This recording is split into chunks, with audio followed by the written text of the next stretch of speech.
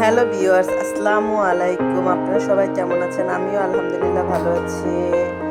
এই তো আজকে জুম্মা মুবারক সবাইকে। আজকে সকালে কি কি করলাম তাই আপনাদের সাথে শেয়ার করব। সকালে ঘুম থেকে উঠে দেখেন আমি একটু মাংস ভিজিয়েছি, কারণ আমার বাচ্চারা তিনজন আজকে ওর নানা বাসায় বেড়াতে গেছে। সো আমি অল্প একটু ভিজিয়েছি যে আমাদের খাবারের জন্য। দেন এখন দেখেন আমার অনেকগুলো হাঁড়ি পাতিল জমেছে। এখন এতগুলো জমেছে কিভাবে বলবেন, কারণ এগুলো কাল আমার ছেলেকে কাল রাত 2টা পর্যন্ত আমি ওর ইংলিশ পরীক্ষা ছিল, ওকে পড়ানো হয়েছে। এজন্য আমি কালকে তেমন কোনো কাজ করিনি, রান্না বাড়া করছি যতটুকু খাওয়ার, আর যা যা তলাইছে ওগুলি ওভাবেই রেখে দিয়েছিলাম। এই তো তো আজকে হাঁড়ি পাতিলগুলি সব একসাথে, যেহেতু বাচ্চারা নাই তো সব আমি আস্তে আস্তে করে ফেলবো। এখন আমি সুন্দরভাবে সব হাঁড়ি পাতিলগুলি একসাথে মেজে পরিষ্কার করে চুলা টুলা মুছে, চুলার উপরের যে বসার যে চাকাগুলি আছে ওগুলি আমি সুন্দর করে ঘষে টুষে সব কিছু পরিষ্কার করে এই তো আমি করলাম। কারণ আজকে আমার যে খালা আমাদের বাসায় কাজ করে, উনি শুক্রবার ছুটি নেয়, উনি আসে না। তো আজকে সবগুলি কাজ আমারই করতে হবে।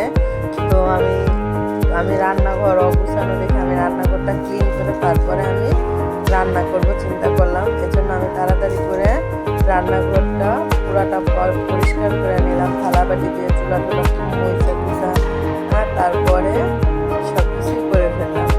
আসলে যে রাত এসে চুলো বাঁধে, আর এগুলো আমাদের নারীদের দিয়ে সম্ভব। আমাদের এক হাতে নিজেদের সংসার প্লাস বাচ্চা কাচ্চা সব কিছুই আমাদের করতে হয়। এখন এই যে বুয়া যেহেতু আসবে না, সো এখন আমি সব কাপড়গুলো ভিজিয়ে নিলাম, ওগুলো আমার ধুতে হবে।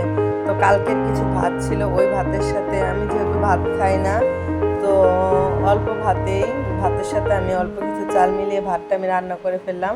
এখন আমি মাংসটা কুটে, আজকে মাংসটা আমি শুধু মশলা দিয়ে মেখে পরে আমি ফ্রাই করব। আর আমার কালকের ডাল ছিল, সবজি ছিল, এজন্য আমি আজকে আর বেশি রান্না বাড়ার ঝামেলাও নাই। আজকে ঘর দুয়ার গুছানো, কাপড় চোপড় ধোয়া, এগুলি যেহেতু আন্টি আজকে আসবে না, সো আমি এখন এই মাংসগুলি সুন্দরভাবে মাখিয়ে দিয়ে আমি চুলার আঁচ মিডিয়াম আঁচে দিয়ে দিলাম। তারপরে আমার ডাইনিং টেবিলের উপরের যে কাভারগুলি ছিল ওগুলি আমি সুন্দরভাবে ওয়াশরুমে গিয়ে ধুয়ে ফেললাম। ধুয়ে এসে আমার একটা রুমের যে চাদর টাদর আমি সুন্দর করে তোষক ওগুলি সব ঝেড়ে ঠেড়ে চাদর টাদর গুছিয়ে এই তো আমি সুন্দরভাবে চাদর টাদর ঝাইরা টাইরা আমি একটা রুম সুন্দর করে গুছিয়ে সাথে সাথে মুইসা ফেলাইছি। কারণ একসাথে করতে গেলে আমি অস্থির হয়ে যাব, আমি এত কাজ যেভাবে একা পারি না।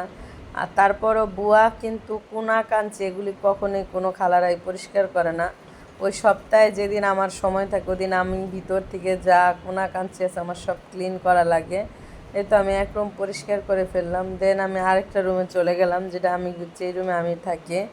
দেন এখন সোফার রুমও চলে যাব। সোফার কাভার সব সুন্দর করে ঝাড়ু দিয়ে তারপরে আমি হাত দিয়ে সুন্দর করে মুছে ফেললাম ঘরগুলো, জুতার র্যাক ট্যাক। তারপর আমার বেসিনটা দেখলাম যে একটু ময়লা হয়ে গেছে, সেইটা দাগ হারপিক দিয়ে সুন্দরভাবে ধুয়ে নিলাম। ধুয়ে নেওয়ার পর দেখি আমার মাংসের এই অবস্থা, প্রায় সিদ্ধ হয়ে গেছে। তো এটা রেখে দিলাম। এখন আমি রুমগুলির লুক নিয়ে নিলাম যে আমার বাসাটা গুছানোর পর। কিন্তু সবসময় আমি এভাবে গুছিয়ে রাখতে পারি না, যেহেতু আমার 3টা বাচ্চা আছে, ওদের জন্য কোনো কিছু ওভাবে পরিষ্কার করে রাখলেও রাখা যায় না। এটা আপনারা যারা বেবির মা আছে শুধু তারাই বলতে পারবে না, যাদের ছোটোই 3টা বেবি পরাপর, তাদের পক্ষে তো সম্ভবই না। প্লাস তারপরে আমি ওয়াশরুম ধুইলাম, কাপড় ধুয়ে ওয়াশরুম ধুয়ে এসে দেন আমি এখন আবার রান্নার কাজে চলে যাব। রান্নাটা যেমন মাংসটা আমি সুন্দরভাবে তেলে ভেজে দিয়ে আর 2টা ডিম সিদ্ধ বসায়া আমি কিন্তু এগুলো সুন্দরভাবে দিয়ে আমি চলে যাব। অজু করে আসছি, দেন আমি নামাজে চলে যাব। এখন অনেকে বলবে যে জায়নামাজ দেখার কি হলো, নামাজ আল্লাহর জন্যই পড়ি ভাই, কিন্তু আমাদের মেয়েদের 5 ওয়াক্ত নামাজ, রোজা, বাচ্চা কাচ্চা দেখা অনেক ঝামেলা, শুধু সেজন্যই আমি শেয়ার করলাম, ঠিক আছে, অন্য কিছু না। তো নামাজ পড়তেছি, দেন এদিক দিয়ে হয়তো বা মাংসগুলো হচ্ছে। তো আমি নামাজ পড়া শেষ আমার, তো আমি আয়সা দেখি তো এই অবস্থা। তো এগুলি করার পরে আমি ডিম টিম ছিলে তারপরে মাংসগুলি সব নামিয়ে টেবিলে পরিবেশন করলাম। রান্নাঘরটা আমি সুন্দরভাবে আবার পরিষ্কার করে নিলাম। নেওয়ার পরে আমি এখন খাবো। এই যে আমি দুপুরে আমার স্টার্ট খাওয়া শুরু হইলো। আমি প্রথমে গরম পানি আর লেবু নিলাম। এই যে লেবু চিপড়াইতেছি। লেবু চিপড়িয়ে আমি প্রথমে গরম পানি আর লেবু খাবো। দেন লেবু খাওয়ার পরে আমি আজকে কি খাবো, হ্যাঁ আমার খাবারের সাথে ভাত অ্যাড করা আছে, কিন্তু ভাত আমি খাই নাই, যেহেতু অনেক সময় সুন্দরের জন্য অনেক কিছু করতে হয়। প্লেটটা একটু ফাঁকা ছিল, সবজিটা নিতে ভুলে গেছিলাম, এত কাজের ভিতরে মনেও ছিল না। তো এই জন্য আমি এই তো আমার প্লেটটা আমি পরিবেশন করে দেখালাম। প্লাস সন্ধ্যা হলো, আমার কাজিনরা সব আমার বাসায় আসছিল, তো ওদের জন্য নান রুটি আর চাপ নিয়ে আসছে আমার বাচ্চারা। বড় বাচ্চাটা নিয়ে আসলো, তো ওরা সবাই একসাথে সোফার রুমের নিচে বসে এই তো খাইতেছে। দেন আমি ওদের এই ছবিগুলি নিলাম। এই তো ওরা অনেক আনন্দ করলো, এনজয় করলো।